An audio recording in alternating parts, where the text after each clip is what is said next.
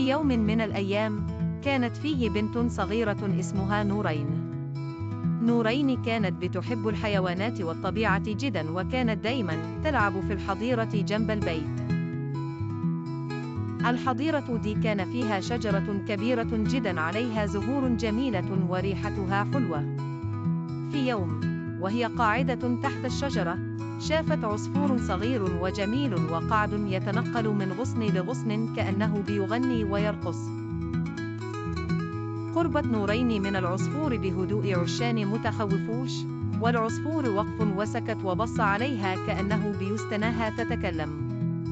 نورين قربت وحطت أيدها على الشجرة وقالت للعصفور: أهلا يا عصفور، أنا شكلك حلو أوى وبتغني حلو، ممكن نكون أصحابا؟ العصفور ميل راسه كأنه بيقول أيوة، وبدأ يغني تاني. كل يوم كانت نورين تيجي وتتكلم مع العصفور وتحكي له عن يومها وهو يغني ويطير حواليها.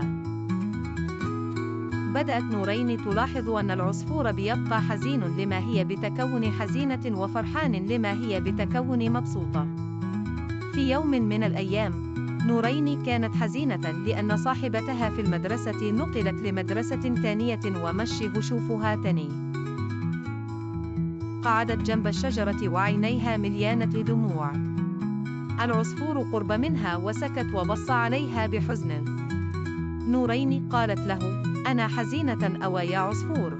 صحبتي نقلت ومشى هشوفها تاني.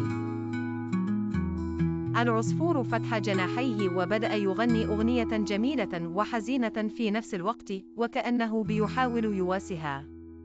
نورين مسحت دموعها وابتسمت وقالت: شكرا يا عصفور، أنت دايما بتساعدني.